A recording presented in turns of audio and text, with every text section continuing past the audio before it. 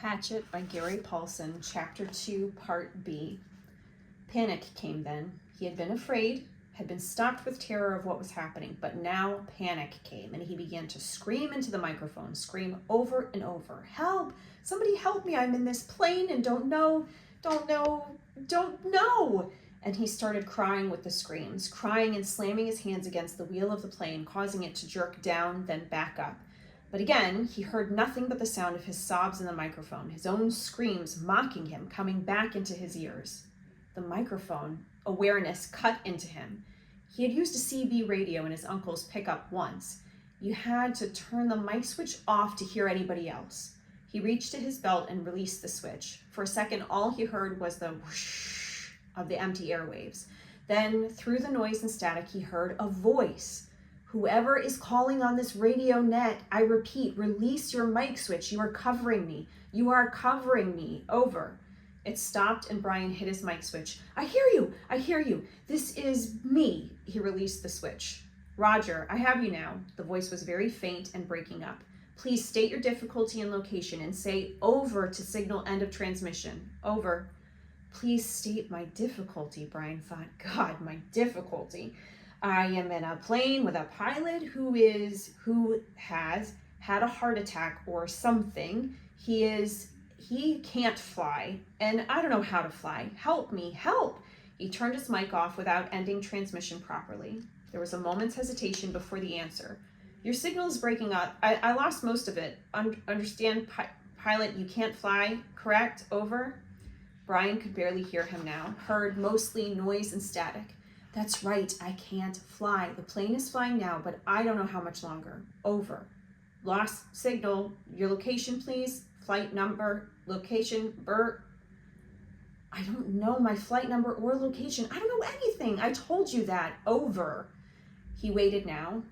Waited, but there was nothing. Once, for a second, he thought he heard a break in the noise, some part of a word, but it could have been static. 2, 3 minutes, 10 minutes, the plane roared and Brian listened, but heard no one. Then he hit the switch again. "I do not know the flight number. My name is Brian Robeson, and we left Hampton, New York, headed for the Canadian oil fields to visit my father, and I do not know how to fly an airplane, and the pilot..." He let go of the mic. His voice was starting to rattle, and he felt as if he might start screaming at any second.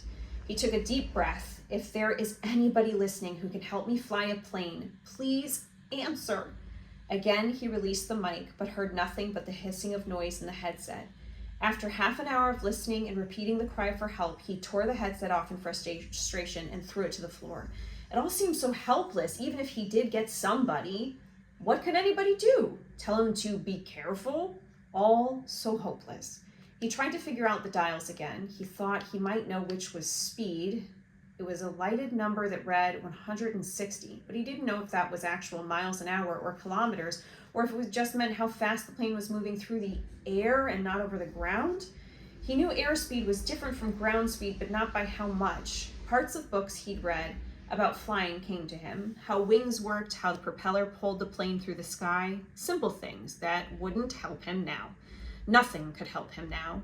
An hour passed. He picked up the headset and tried again. It was, he knew, in the end, all he had. But there was no answer. He felt like a prisoner, kept in a small cell that was hurtling through the sky at what he thought to be 116 miles an hour, headed, he didn't know where, just headed somewhere until, there it was. Until what? Until he ran out of fuel.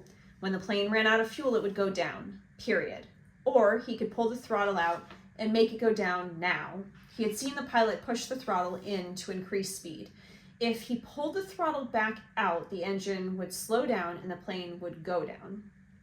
Those were his choices. He could wait for the plane to run out of gas and fall, or he could push the throttle in and make it happen sooner.